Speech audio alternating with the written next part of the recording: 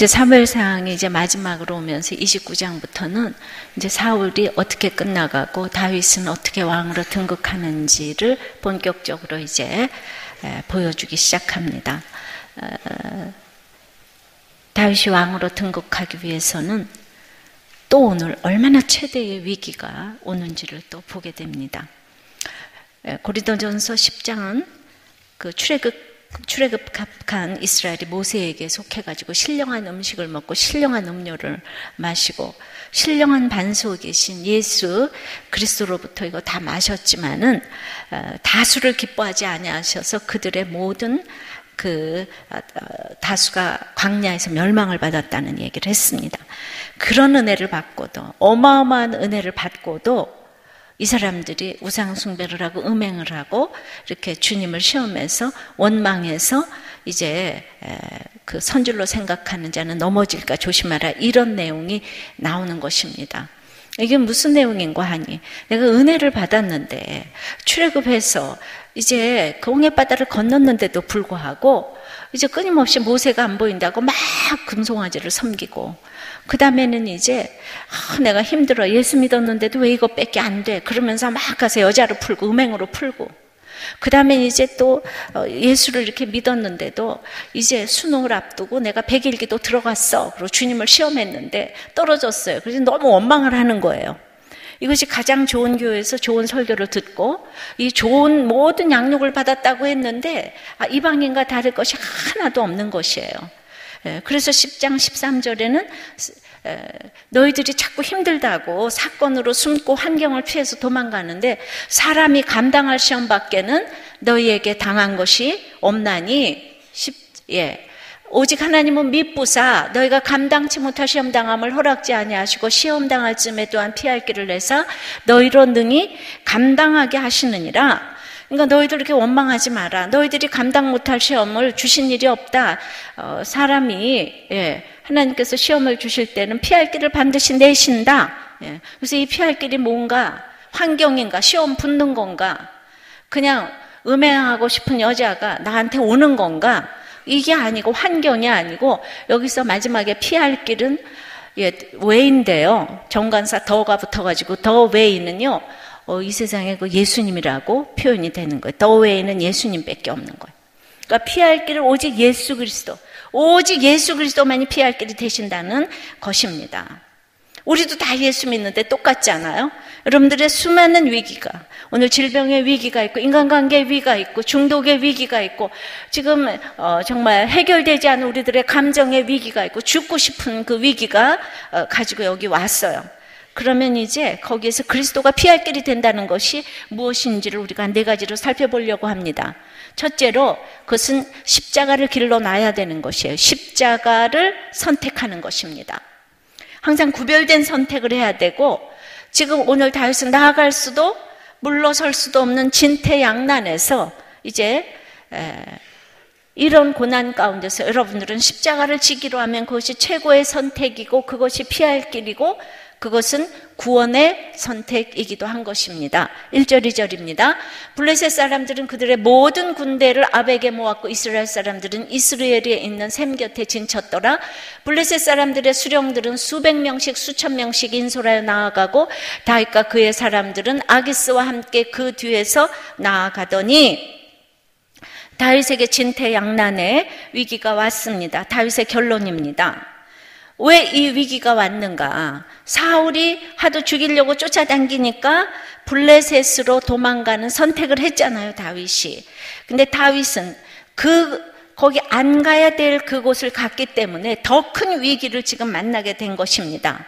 처음에 한번 잘못 선택하면 계속 꼬리를 물고 더 큰 위기를 만나게 될 수밖에 없습니다. 블레셋으로 도망갈 수밖에 없는 이유는 우리에게도 얼마든지 있습니다. 다윗의 도망자의 생활은 이게 하루 이틀의 문제도 아니고 혼자만 숨을 수도 없고 600명 군사와 더불어 그 가족까지 하면 한 3,000명 되지 않겠습니까? 그 3,000명이 이 땅에 하늘 아래 갈 데가 없고 잘 데가 없는 거예요. 다 사울만 안 죽이겠다 그러면 좀 있겠는데 그래서 이제 사울이 쫓아올 수 없는 곳 그는 사울의 원수나라 블레셋밖에 없잖아요. 그래서 거길로 이제 숨었어요. 이게 너무나 합리화가 정도가 아니라 모두 그렇게 될 수밖에 없다고 생각을 하겠죠.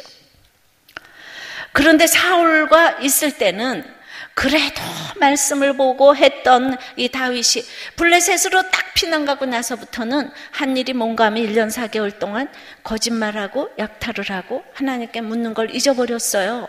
왜냐하면 먹고 사는 게 이제 해결이 되니까. 그래서 뭐가 인생이 좋은 건지 모르겠습니다. 그래서 먹고 사는 거는 편안했지만은 영적으로는 다운될 대로 다운이 되어 있었던 것입니다. 우리가 그래요. 사업이 잘 되고 이제 돈이 많으면 예배가 소홀해지고 편안하지만 평안이 없습니다. 어저께 조원지기님이 새벽기도 설교에서 이번에 독일로 출장을 5번이나 갔다 오니까 이제 아주 독일에서 살고 싶다고 그 얘기를 했어요. 그래서 초원지기 정도까지 됐는데 그동안에 베풀어 주시는 애가 얼마나 많고 간증을 했는데도 너무 편안하니까 요즘에 뭐가 잘 되니까 여기는 공동체가 있는데 거기는 공동체도 없으니까 교회 안 나온다고 누가 뭐라 그럴 사람도 없고 그러니까 해이해지니까 문화 탐방이라 그래가지고 어디 놀러나 댕기고 싶고 그런 마음이 들었다 이런 얘기를 했습니다. 여러분들은 얼마나 더 하시겠습니까? 예. 그래서 다윗이 많은 시편을 지었어요. 그런데 이 블레셋에 있는 편안한 이 1년 4개월 동안 영적으로는 완전히 다운돼서 거짓말 약탈을 일삼아서 여러분들도 사업을 하려면 얼마나 거짓말과 약탈을 일삼고 기업과 기업 간에 합병을 하면서 거짓말을 일삼고 이랬을 텐데 이 1년 4개월 동안 이때에 지은 시편이 한 편도 없어요. 자기 생각대로 블레셋의 불신 생활을 선택한 결과 잠시는 편안해 보였지만은 삶의 결론으로 동족 상잔의 위기 앞에 서게 된 것입니다. 그러니까 다윗의 상태가 지금 이렇습니다. 블레셋으로 쳐들어갔는데 블레셋이 다윗을 앞세워서 지금 이스라엘을 치러 나가는데 다윗 보고 가자 그러는 거예요. 이런 위기가 어디 있습니까? 다윗은 하나님께 기름 부음 받은 종이에요. 사무엘에게 기름 부음을 받아서 장차 이스라엘 왕이 될 사람인데 이스라엘에게 총뿌리를 겨누라는 명령을 아기스로부터 받은 것입니다. 예. 그랬는데 이제 이 4장부터 보면은요, 블레셋의 형편은 어떤가 하면은 아벡에서 크게 이겼었어요. 대승을 했어요. 그랬는데 법궤를 빼앗아 가지고 왔어요. 근데 그 법궤 때문에 아주 이상한 일을 당하는 거예요. 블레셋의 그 우상인 다곤이 막 무너지고 그 다음에 막 독종재앙이 창궐을 하고 그래서 막 아무리 가지고 있을래도 온 블레셋에 이제 그냥 그 환란 풍파가 지금 이제 끊이지 않아서 다시 돌려보내고 나서 얼마나 분했겠습니까? 그래서 이스라엘을 언제 칠까? 호시탐탐 노리고 있다가 또 이 세상에 제일 무서운 이 골리앗을 딱 보냈는데 이번에는 더 이상한 거예요. 애송이 다윗이 물매로 골리앗을 때려 잡았어요. 그 다음에 이제 겁이 나가지고 다윗이 있으니까 이제 치지를 못하고 있는 거예요. 다윗이 있는 동안 못 쳤습니다. 그런데 한참 보니까 다윗하고 내부분열이 제일 무섭잖아요. 다윗하고 사울하고 반목 일어났어요. 반목 일어나고 사울은 가만히 보니까 신접한 여인 찾아다니고 힘이 딱 빠져버렸어요. 기진맥진해졌어요. 그런데 그렇게 자기네들이 무서워했던 골리앗 때려잡은 다윗이 자기네 편으로 망명을 해온 거예요. 그러니까 다윗을 앞세워서 이제 전쟁을 이기면 이거 확실하잖아요. 그죠? 확실하면 이번처럼 확실한 것이 없습니다. 다윗도 다운돼 있는데 블레셋은 만반의 준비가 이제 끝난 것입니다. 그래서 도간에 든 쥐가 따로 없어요. 그래서 블레셋은 그 옛날에 아벡 전투에서 이긴 것처럼 아벡에서 군사를 모았어요. 아벡은 견고하다는 뜻이에요. 그래서 아벡에서 군사를 모았더니만 그냥 블레셋의 사기가 충천해서 수백 명씩 수천 명씩 막 몰려오는 거예요. 그래서 1절에 뭐라 그러냐 하면은 블레셋 사람들은 그들의 모든 군대를 아벡에 모았다 그러는데 이스라엘 사람들은 그냥 이스라엘 곁에 있는 셈 곁에 진쳤더라. 이거는 하나님이 파종하셨다는 뜻이에요. 셈. 그러니까 하나님이 파종하셨다는 뜻. 이거 외에는 지금 블레셋이 너무 견고한 것입니다. 이렇게 양쪽의 사정이 위기로 가도록 합당하게 조성이 다 되어 있습니다. 그러니까 이제 다음 편에서 보면 이 이스라엘을 치는 일이 하나님의 뜻도 아니고 이 전쟁에 나가서는 안 되는 것도 알았지만은 이거는 아기스한테 빌붙어서 지금 살다 보니까 아기스의 충신이라고 맹세를 했는데 나갈 수도 안 나갈 수도 없는, 생각을 해보면 여러분들 지금 할 수도 안 할 수도 없는 일이 얼마나 많습니까? 죽을 수도 살 수도 없는 일이 얼마나 많습니까? 그죠? 예. 그래서 지금 다윗이 예수님의 조상이 되는 구속사를 망칠 가장 위험한 그 위기에 빠지게 됐습니다. 사단은 자기의 수중에 들어온 먹이를 절대로 놓치지 않습니다. 한번 틈을 보였기 때문에 계속 끌려 들어갑니다. 그래서 불신결혼 한번 하면 계속 끌려 들어가는 거예요. 그런데 다윗 아닙니까? 우리가 진퇴양난에 막다른 골목길을 허락하실 때는 반드시 하나님의 뜻이 있다는 것을 알아야 돼요. 우리가 설날도 가까워오는데 윷놀이 하면 뭐 아니면 도 아니겠습니까? 그럼 우리는 뭐를 선택해야 되잖아요. 그거는 무엇인가 해석을 잘해야 돼요. 막다른 골목길, 거기에 딱 이제 닥치면은 이제 고난이 끝날 때가 되었구나. 하나님께서 가장 좋은 것을 허락하실 때가 되었구나. 이렇게 생각을 해야 되는 것입니다. 하나님이 믿는 나를 죽이겠습니까? 결코 그렇지 않습니다. 이거는 변장된 하나님의 축복이라는 것입니다. 그래서 고난이 보석이다. 제가 보석책을 썼지 않았습니까? 그러니까 이 위기 가운데서 이렇게 해석을 잘해야 되는데 피할 길을 잘못 찾는 경우에는 사울같이 마지막에 신접한 여인을 찾아가서 망하는 선택을 하는 경우도 있습니다. 지난주에 이 신접한 여인 설교를 했더니 여러분들이 목장 나눔에 보니까 얼마나 점쟁이들을 많이 찾아가고 신령한 권사들을 많이 찾아갔는지, 신령한 권사는 바람핀 여자의 그냥 나이도 알고 얼굴도 다 안대요. 그러니까 무서워가지고 돌아왔대요. 당신 이 여자 계속 만나면 왼쪽이 무너져, 이렇게 막 하니까. 그래 와서 보니까 신령한 신접한 자도 알 건 다 알아요. 근데 그것이 예수께로 인도를 안 해줘서 이게 문제인 거죠.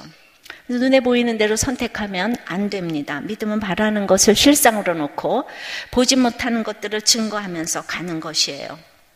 그러니까 피할 길이 무엇인가 다시 한번 생각해 볼 때에 마귀는 생각을 점령한다고 했는데 생각부터 잘 선택을 해야 합니다. 우리가 느헤미야를 정말 읽었어요. 느헤미야 6장에 보면은 성벽을 재건하고 있는 이 느헤미야에게 그 대적 산발랏 도비아가 와가지고 이제 방해를 하잖아요. 그 성벽 재건하지 못하게 하려고 오노 평지에서 만나자고 이렇게 전가를 보냈어요. 그 당시를 보면은 이 사람들이 막 총리, 대통령 막 이런 사람 아니에요? 근데 이제 느헤미야가 뭐라 그러냐면 나는 이 성벽 공사보다 더 큰 역사가 없다고 생각한다. 근데 지금 문짝 달지 못했다 그랬어요. 그렇게 그 얘기가 나왔어요. 문짝을 달지 못했는데 내가 어디 가서 누구를 만나겠느냐? 우리가 급한 일과 중요한 일이 있지만 항상 급한 일보다는 중요한 일은 영적인 일이죠. 그죠? 구원의 일이죠. 이거를 위해서 총리가 4번이나 사람을 보냈는데 다 거절을 했어요. 그러니까 이제 느헤미야 6장 보면은 그렇게 만나고자 하는 것이 실상은 해코지 하려고 만나자고 그랬다는 거예요. 근데 느헤미야가 자기를 해하려고 하니까 안 나간다 이게 아니고 자기는 급하고 중요한 일을 해야 되니까 안 만난 거예요. 제가 집사 때부터 큐티 모임을 4개나 했는데 그거보다 더 중요한 일이 어디 있습니까? 이 수많은 사람을 살려야 되니까. 그러니까 제가 그 외에 그 시간에 누구도 못 만나는 거죠. 그러니까, 근데 이제 대단하신 분들은 이 큐티 모임에 와서 저를 만나면 되는데 꼭 따로 만나자고 얘기를 하죠. 그러니까 그거를 제가 갈 수가 없는 거죠. 그래가지고, 이제 그거를 딱 거절했어요. 그랬더니 그 다음에는 제사장 스마야를 통해가지고, 너 암살 위협이 있으니까 성소에 외소로 숨어라? 이건 제사장이 또 와서 숨으라 그러니까 또 그렇잖아요. 그죠? 목사님이 이러는데. 근데 느헤미야가 그 외소는 제사장만 들어가는 건데 그건 말씀에 어긋나는 거니까 내가 거기 가서 있을 수가 없죠. 이렇게 얘기를 했어요.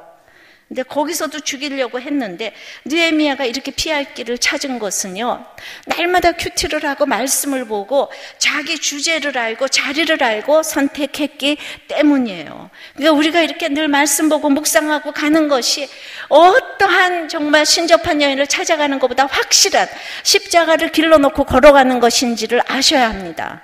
종리보다도 중요한 건 내가 오늘 내 할 일을 하는 것입니다. 대통령 만나는 것보다 중요한 건 오늘 내 할 일을 하고 내가 아내의 자리, 남편의 자리, 자식의 자리를 딱 차지하고 있는 것입니다. 이것이 거룩이에요. 그랬더니 52일 만에 성벽을 재건했고 도리어 위기가 기회가 됐어요.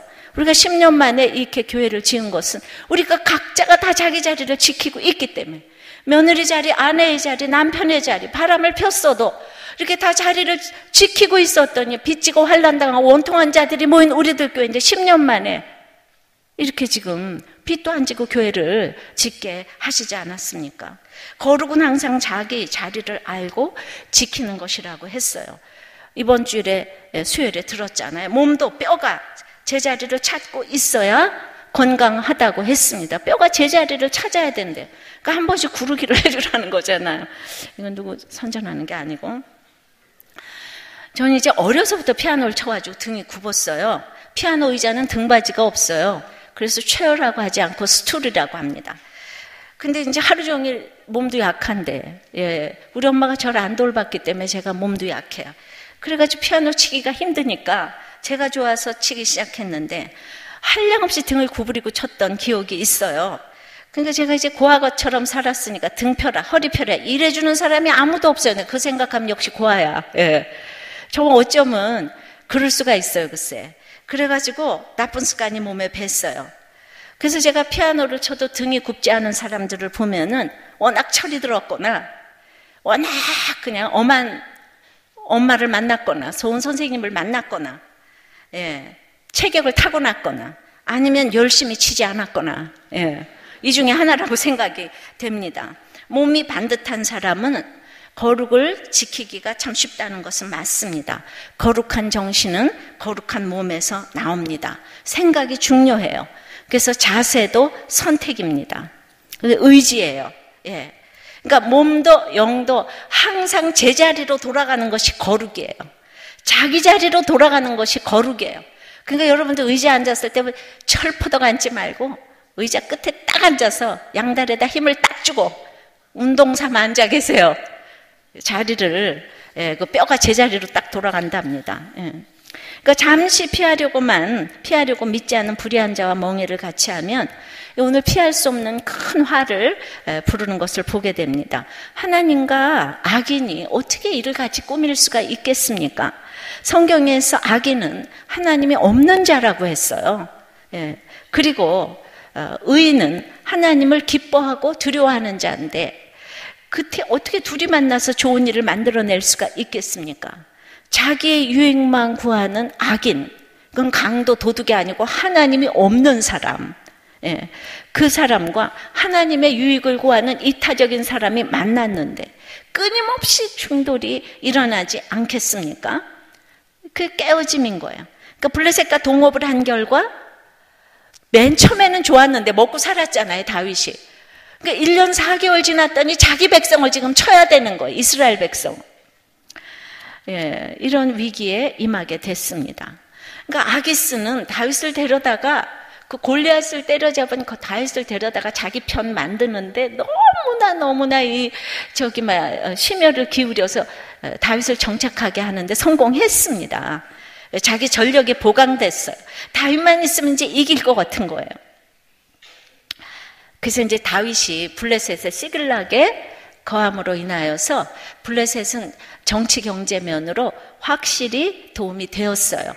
그리고 사울에게는 그것이 위협이 되었습니다.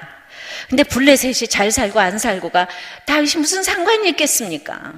다윗은 지금 이스라엘을 쳐야 되는 어마어마한 위기에 봉착이 된 거예요. 블레셋이 잘 살아도 좋은데 어떻게 자기가 이스라엘을 칠 수가 있겠습니까? 그러니까 우리가 선택을 정말 십자가를 길로 놓고 이제 가야 하는데, 이제 적용을 좀 해보시기를 바랍니다. 결혼이든 사업이든 불신자와 결혼도 동업도 하지 않아야 돼요. 근데 내가 합리화하면서 좋은 게 좋은 거라고 그렇게 동업하려고 하고 또 불신결혼하려고 하는 게 지금 무엇인지 오늘 나눠보시기 바랍니다. 이번에 목장에서 나눠보시기 바랍니다. 그러면은 이 위기에서 피할 길은 이제 십자가를 잘 선택하려면 두 번째는 하나님의 음성을 잘 들어야 되는 거예요. 그거는 원수를 통하여 특별히 들어야 되는 것입니다. 그래서 이제 다윗이 전쟁에 나갈 수밖에 없을 때 누구를 통해서 이게 막아졌냐면 블레셋 방백들을 통해서 막아졌어요. 역사는 블레셋 원수를 통해서 나타났는데 3절 4절 5절입니다.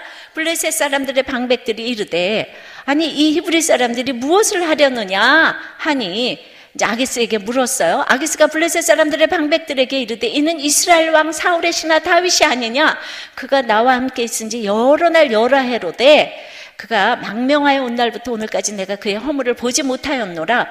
블레셋 사람의 방백들이 그에게 노한지라. 블레셋 방백들이 그에게 이르되 이 사람을 돌려보내 왕이 그에게 정하신 그 처소로 가게 하소서.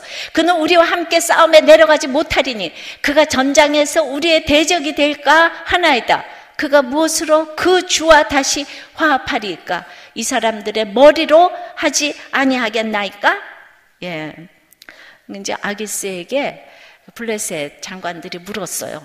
아니 이 히브리 사람들, 그러니까 다윗과 공동체를 막 무시하고 경멸하면서 하는 얘기가 이 히브리 사람들이 지금 뭐 하려고 하는 거예요. 그래서 이제 우리가 위기에서 피하려면은 나를 그렇게 이제 환난당하고 빚지고 원통한 비류들이잖아요. 다 공동체가. 그래서 무시하고 부르는 말에 인정하고 딱 들어야 돼요. 제가 뭐라고 하기만 하면 여자 목사라 그러면 제가 그 여자지 제가 남자입니까? 그러니까 그걸 항상 인정해야 되는 거예요. 그래서 화를 내고 이러면 안 되는 거예요. 저는 과부라 그러면 제가 과부지 또 아닙니까? 그러니까 그런 얘기에 이렇게 화를 내면서 다들 싸움질을 해대더라고요. 그러니까 이제 이런 말을 통해서도 하나님의 음성을 들어야 돼요. 그러니까 이제 아기스가 적극적으로 다윗을 변호했어요. 그에겐 허물이 없다, 믿을만하다. 그랬더니 방백들이 물러서지 않고 아니 이스라엘이 춤추면서 사울이 죽인 자는 천천히요 다윗이 죽인 자는 만만이로다 하던 자라고요. 다윗이 그러니까 18장에 보면은요 그 사울의 그 결혼식 창금을 위해서 블레셋 사람 200명을 죽었던 기억이 있잖아요. 그러니까 이 사람이 전쟁에 들어오면은 딱 바뀌어서 블레셋의 머리를 갖다 바칠 거다. 사울에게, 그 주에게 바칠 거다. 그 의심하는 거 당연합니까? 당연하지 않습니까? 당연하지요? 우리가 이렇게 믿으면 상식이에요. 이거 맞아요. 이 사람들이 얘기하는 거 맞아요. 그러니까 6절에 아기스가 다윗을 불러 그에게 이르되 여호와께서 살아계심을 두고 맹세하노니 이거 아기스는 막 다윗 편이에요. 아주 완전히 다윗이 아기스를 구워 삶았어요. 맹세하노니 네가 정직해서 내게 온 날부터 오늘까지 너에게 악이 있음을 내가 보지 못하였으니 나와 함께 진중에 출입하는 것이 내 생각은 좋은데 수령들이 너를 좋아하지 않어. 그러니까 너 돌아가라 이렇게 이제 얘기를 이제 하는 거예요. 너를 좋아하지 않는다. 비록 블레셋으로 망명하고 이제 굉장히 연약해서 피하기는 했지만 그곳에서 최선을 다해서 성실하게 살았다는 것이 그래도 굉장히 그 고무적인 일이에요. 저는 블레셋의 아기스 왕이 지금 이제 사울보다 더 친하잖아요. 그래서 불신자와의 전쟁이 더 쉬운 것 같아요. 사울은 같이 믿는데 평생 죽이려고 했으니까 불신자와의 전쟁이 신자와의 전쟁보다 더 쉽다는 이 생각을 또 하게 됩니다. 근데 아니 다윗 공동체를 그렇게 무시하면서 이 히브리인이라고 아주 그냥 그 방랑자, 이주자, 지금으로 말하면 우리 탈북자들. 저도 38 따라지지만 우리가 6.25 전쟁 때는 38 따라지 이북에서 내려온 사람들을 아무도 안 무시했어요. 근데 지금은 우리는 탈북자 굉장히 무시합니다. 그러니까 히브리인이 꼭 지금의 탈북자를 의미하듯이 아니 그렇게 무시를 해놓고 이 사람들도 굉장히 영적이잖아요. 이 전쟁이 굉장히 죽고 사는 문제가 달린 거예요. 그런데 골리앗을 죽인 그 다윗을 생각하니까 전쟁에 딱 나갔을 때 이 걱정이 되는 거예요, 방백들이. 그러니까 평소에는 무시했는데 딱 전쟁에는 실력이 있다는 걸 아는 거잖아요, 그죠? 실력이 있다는 거를. 그러니까 저를 평소에 무시하는데 제가 요새 교회를 하니까 약간 실력이 있잖아요. 그러니까 중요할 때는 저를 또 무시하지 못하는 게 있더라고요. 평소에는 저는 정말 무시받는 대명사인데 나는 내 얘기니까 이렇게 성경이 잘 깨달아져요. 예. 그래가지고 그래서 분명히 그 다윗이 결정적인 때가 되면은 우리 블레셋 사람들을 죽이고 그 머리를 자기 사울왕에게 가져갈 거다. 이 얘기를 사울에게 그 아기스에게 전한 것이에요. 그러니까 그러니까 아무리 지금 친밀한 것 같아도 악인은요, 의인을 완전히 신뢰하지 않아요. 의인의 삶이 악인됨을 드러내기 때문에 블레셋의 방백들은 무시를 하다가 그냥 이유 없이 다윗을 지금 두려워하고 있는 걸 볼 수가 있습니다. 물론 이것은 하나님의 구속의 계획이기 때문에 다윗을 보호하고자 하는 하나님의 뜻이었어요. 그러면은 다윗을 보호하고자 하는 하나님의 뜻이면은 여기에서 하나님의 음성을 들어야 되는 것입니다. 이 원수를 통해서 하나님의 음성을 들어야 돼요. 뭘 들어야 되죠? 다윗아, 그 블레셋 방백들을 통해서 너 지금 뭐 하고 있니? 너 정체성은 뭐니? 다윗, 너 지금 어디서 와서 어디로 가고 있는 거야? 너는 이스라엘의 만만인 장군인 것이야. 너 정신 차려라. 너가 지금 블레셋에 와서 잘 먹고 잘 살아야 되는, 네가 지금 그럴 때가 아니다. 너 그럴 신분이 아니다. 그래서 다윗의 갈 길을 알려주셨어요.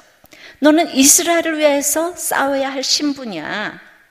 그래서 늘 하나님께 묻고자 하면 이렇게 원수의 입을 통해서도 하나님은 말씀을 하십니다. 원수가 더 정확하게 파악을 하고 있어요. 그래서 우리가 말씀 보는 게 아주 중요합니다. 그래서 내가 들었다면 들은 말씀을 붙들고 순종하고자 하는 자세가 필요합니다. 지금 이 순간 다윗의 소속은 블레셋이 아닌 거예요. 다윗이 공격할 대상도 이스라엘이 아닌 것이에요. 우리가 이렇게 늘 갈팡질팡할 때 내가 어디에 서 있어야 하는 것이고 나는 누구인가를 아는 것이 중요합니다. 나의 소속은 하나님 나라, 하나님 백성인 것이에요. 세상으로 가는 결정을 하면 안 되는 것입니다. 언제나 하나님이 기뻐하시는 쪽으로 결정을 해야 돼요. 요한복음 8장 29절에 나는 항상 하나님께서 기뻐하시는 일을 행함으로 나를 혼자 두지 아니하셨느니라. 이거 예수님이 하신 말씀이에요. 그러니까 나는 혼자야. 이 땅에 외로워. 이런 사람들은 하나님이 기뻐하시는 일을 행하지 않는 사람이에요. 근데 난 혼자잖아요. 근데도 우리 여러분들 혼자인데도 늘 하나님과 함께하는 사람은 하나님께서 기뻐하시는 일을 행하기 때문이에요. 혼자라고 생각할 겨를이 없어요.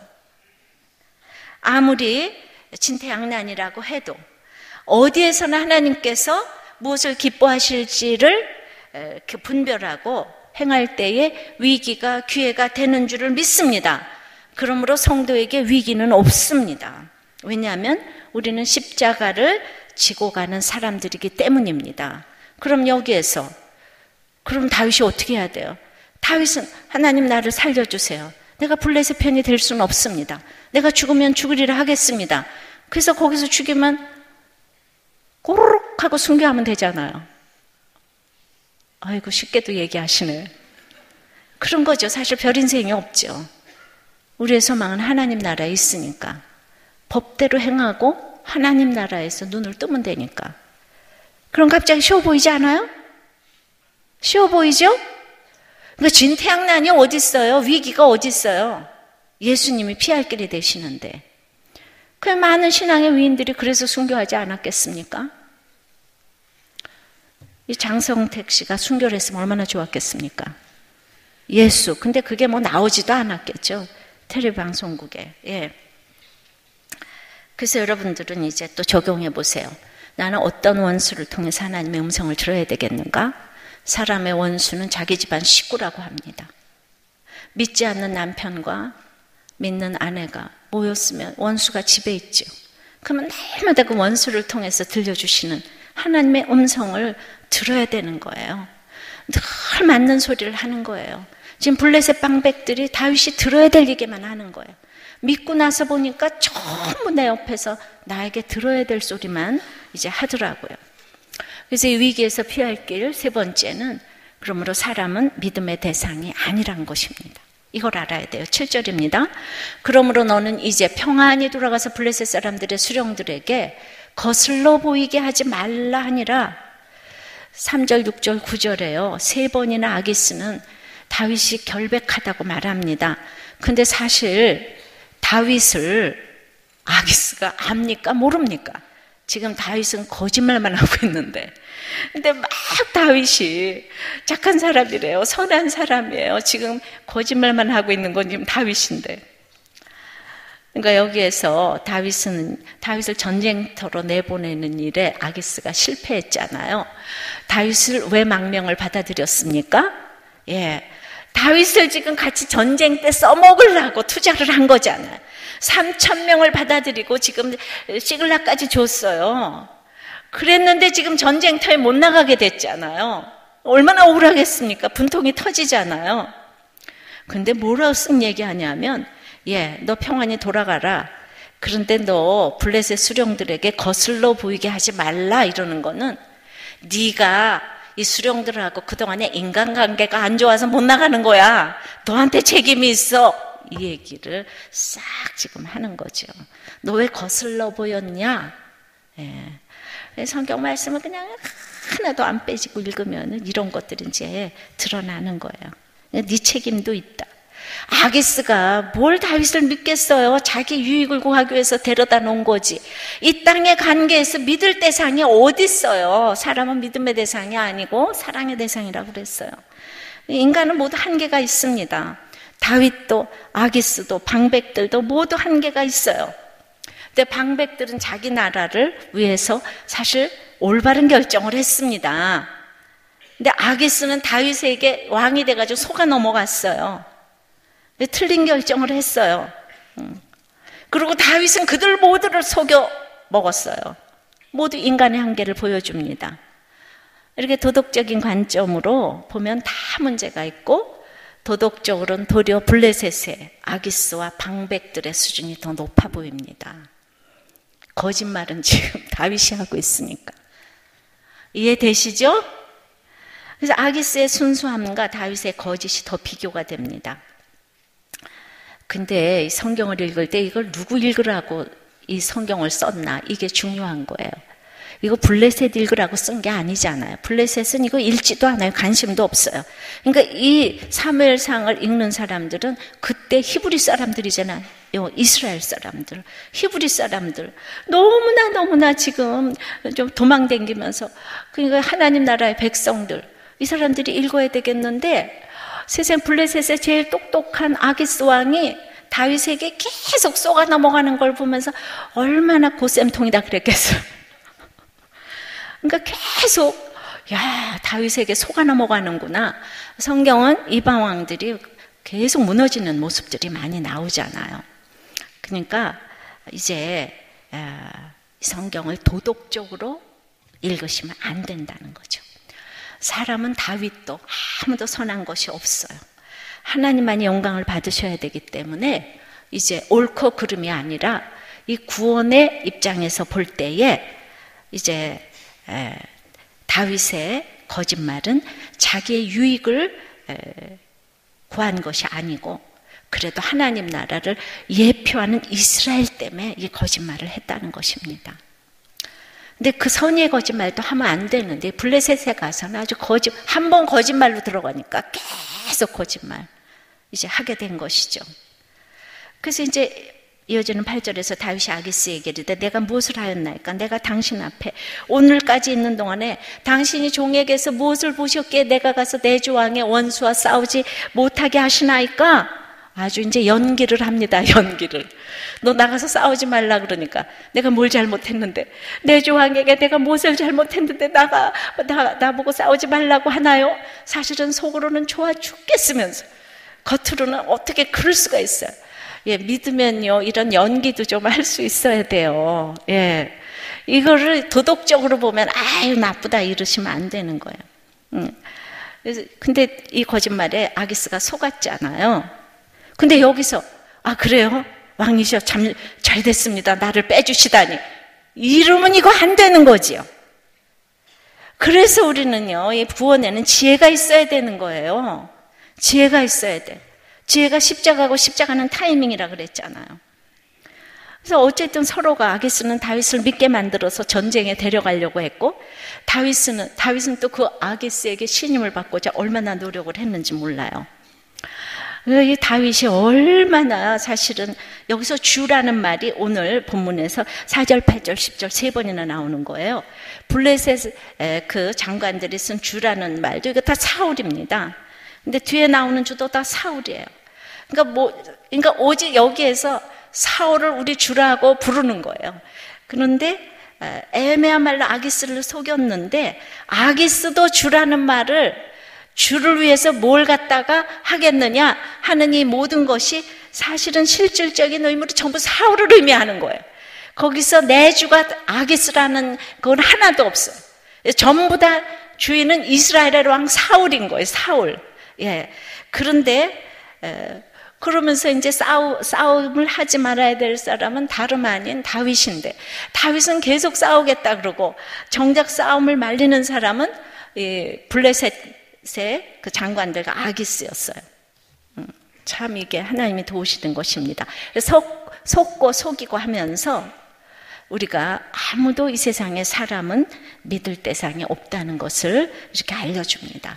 여러분들 사람은 믿음의 대상이 아니라는 걸 알아야지 상처가 없어요. 내가 너를 너무 믿었는데 그럼 맨날 상처받잖아요. 그죠? 당신을 믿었는데 바람 피면 얼마나 상처받습니까? 내가 엄마를 믿었는데, 내가 너를 믿었는데, 내가 너를 어떻게 키웠는데, 이러면 맨날 상처받습니다. 사람 믿을 대상이 없어요. 다만 다윗이 그들과 다른 것은 예수가 있어서 원수 갚는 것은 하나님께 있다는 것, 이걸 아는 것이 사울과 다른 점이에요. 그래서 빠져나갈 구멍이 없는 것처럼 29장은 위기에서 출발이 됐습니다.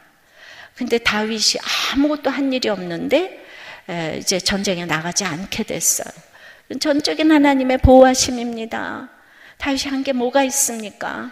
그런데 하나님은 다윗이 어디로 가든지 누구와 있든지 블레셋에 가 있어도 다윗을 계속 쫓아다니시면서 다윗이 저질러 놓으면 가서 계속 일 처리해 주시느라고 주님이 너무 바쁘십니다. 예. 근데 사울은 이스라엘 땅에 있는데도 그 사울은 기복신앙으로 신접한 여인을 찾아다니기 때문에 하나님은 사울을 버리는 것을 볼 수가 있습니다. 이제 하나님은 정말 그 이스라엘의 적을 사용하셔서라도 다윗을 보호하시는 것을 봅니다. 얼마나 놀랍습니까? 다윗을 왕 삼기 위해서 블레셋을 이렇게 세팅해 놓으시고, 정말 다윗의 이 모든 그 아픔을 통해서도, 죄를 통하여서도, 예. 그래서 우리의 일들은 우연히 아무것도 없는 거예요. 예. 그래서 이제 9절에 아기스가 다윗에게 대답하여 이르되 네가 내 목전에 하나님의 전령같이 선한 것을 내가 아나니 블레셋 사람들의 방백들은 말하기를 그가 우리와 함께 전장에 올라가지 못하리라 하니, 아기스가 그런즉 너는 너와 함께 온 내 주의 신하들과 더불어 새벽에 일어나라. 너희는 새벽에 일어나서 발걷고 곧 떠나라. 그렇게 이제 말을 합니다. 사람은 믿음의 대상이 아니지만 그래도 아기스로부터 도덕적인 칭찬을 받았어요. 성도는 어떠한 상황에 있든지 정직하고 진실한 삶을 보여줘야 하고 주변의 불신자로부터 받는 이 평가가 중요합니다. 위기에서 피할 길을 찾기 위해서는 불신자들로부터 도덕적인 평가를 또 잘 받아야 합니다. 이 두 가지가 균형 잡히기가 참 어려워요. 안 믿는 사람은 믿는 사람의 믿음을 전혀 이해를 하지 못하니까 핍박을 하고, 근데 또 나는 안 믿는 사람에게 도덕적으로 나가야 되니까 이제 이게 시간이 지나면 진실은 나타나기 때문에, 우린 믿어도 광신으로 보여서 다 싫어하잖아요. 그죠? 이제 그런 과정들을 다윗처럼 이 위기 속에 있을 때, 그게 이제, 지혜가 이렇게 샘솟아서 이때는 말해야 될 때고, 이때는 안 해야 될 때고, 이런 것들이 알아질 줄을 믿습니다. 그래서 네 번째는 이 모든 사건을 통해서 악에서 떠나야 되는 거예요. 지금 이제 아기스가 다윗을 변호하고 4절에 돌려보내라, 7절에 돌이켜가라, 10절에 새벽에 일어나서 떠나라. 그래서 사단과 싸워야 되는데 사단이 막아주는 기이한 경험을 하게 됐어요. 너 전쟁 나가지 마라. 그래서 11절에 이에 다윗이 자기 사람들과 더불어 아침에 일찍 일어나서 떠나 블레셋 사람들의 땅으로 돌아가고 블레셋 사람들은 이스라엘로 올라가니라. 그러니까 블레셋하고 다윗은 같이 못 가잖아요. 여기는 악인들의 세상이잖아. 그래서 이 악인들에게 왕따 당하고 소외당하는 것은 하나님의 돌보심이에요. 이거 왕따가 아닙니다. 다윗은 결국 실락으로 돌아왔어요. 하나님의 은혜입니다. 우리가 적용을 해보면은 믿지도 않는 친구들과 너무 재미가 있고 그냥 너무 믿지 않는 사람들과 부담이 만나는 게 전혀 부담스럽지도 않고, 이렇다면 진짜 위기가 올 때 피할 길이 없습니다. 왠지 세상 모임에 가면 불편하고 교회 오면 편한 거, 이게 정상인데 이제 송년 모임도 많고 가야 될 곳이 많지만은 가보면 다 남의 얘기하고 자식 자랑하고 학교 자랑하고 그냥.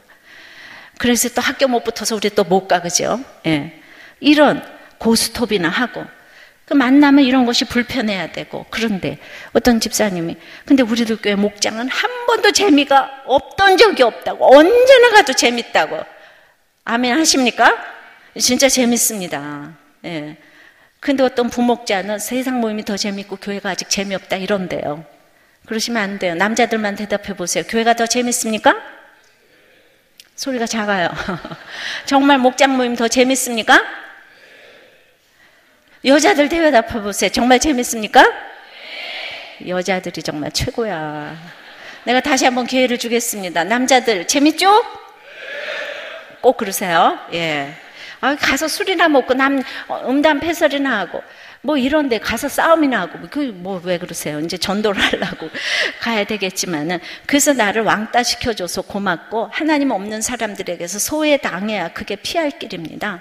저를 정말 좀 피아노 치느라고 만날 시간 없어서 왕따가 정말 돼서 고맙고, 또 이제 시집살이 한동안 나가지 못해서 나를 왕따 시켜줘서 하나님이 보호하신 게 너무나 많은 거예요. 제가 모든 환경이 열렸으면 얼마나 나가다니면서 죄를 졌겠습니까? 진짜 하나님이 보호해 주셔서 악의 세력을 만나지 못하게 해서 제가 성경을 읽지 않았습니까? 그래서 이런 것이 다 고마운 거예요.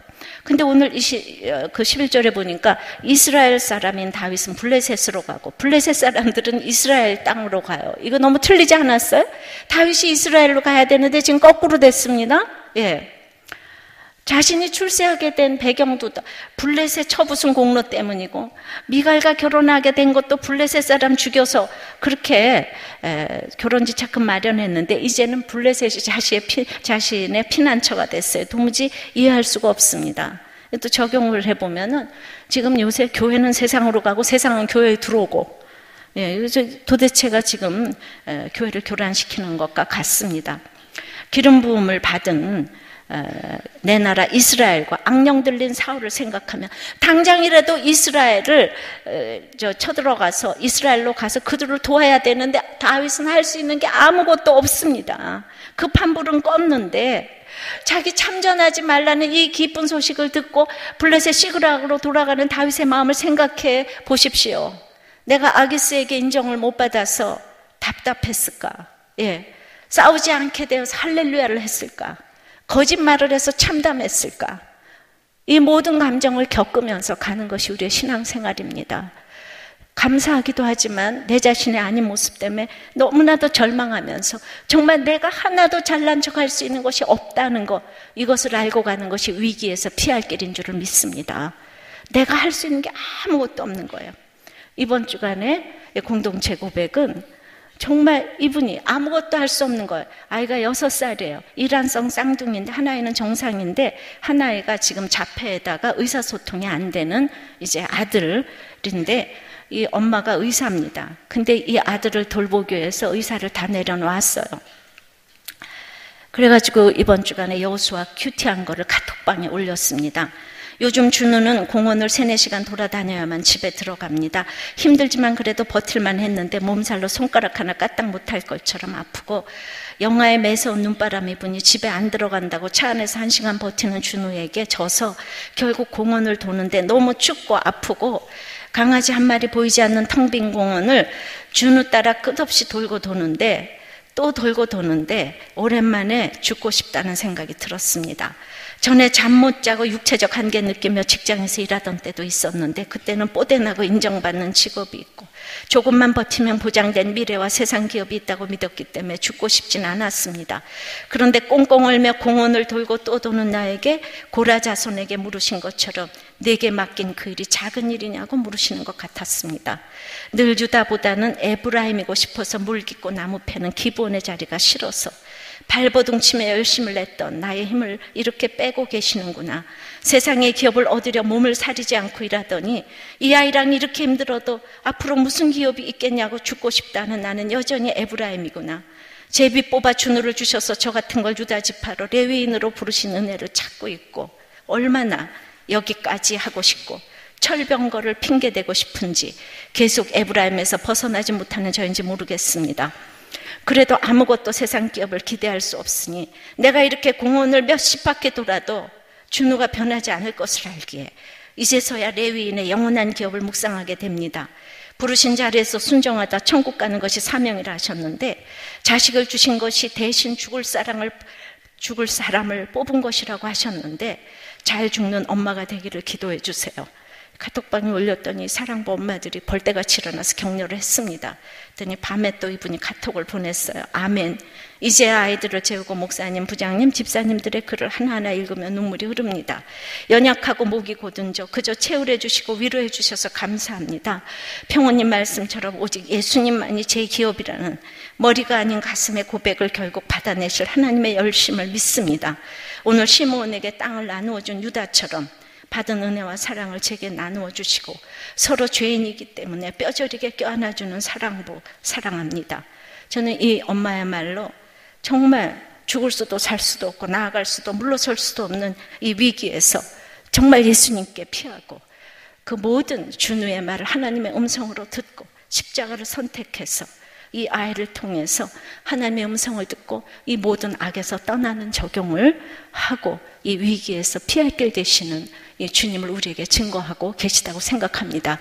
우리가 힘들다고 하면 이 엄마처럼 더 힘든 사람이 어디 있겠습니까? 그 좋은 의사 공부 지금 다 내려놓고 열심히 섬기는데 여러분들도 이 모든 위기에서 피할 길 되신 예수님을 만나시기를 바랍니다. 말씀을 맺겠습니다.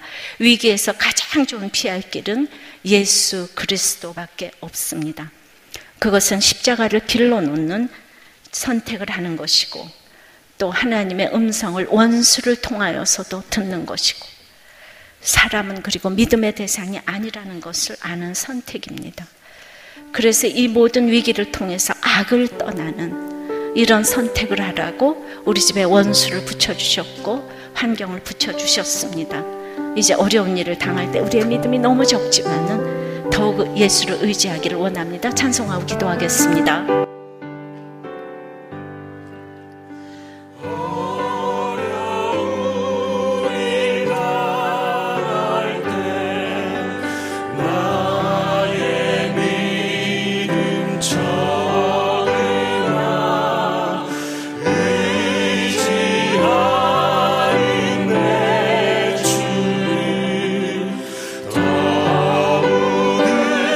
울지 않으리라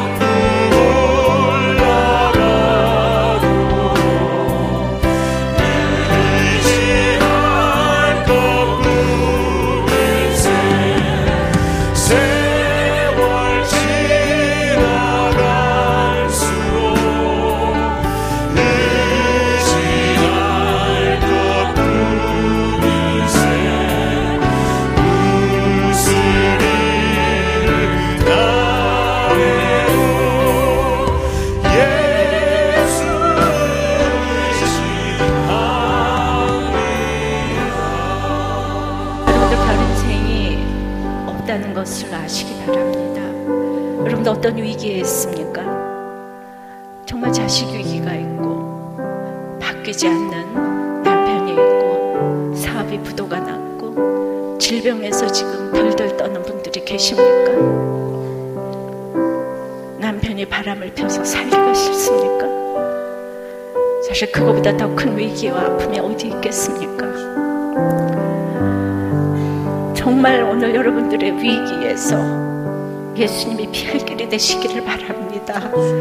정말 나에게 찾아오셔서 내가 너무나도 분하고 당한 것이 원통하여서 지금 이제 내려놓지 못하는 것들을 하나님, 내가 십자가만 붙들고 가기를 원합니다. 내가 십자가를 길러 놓기를 원합니다.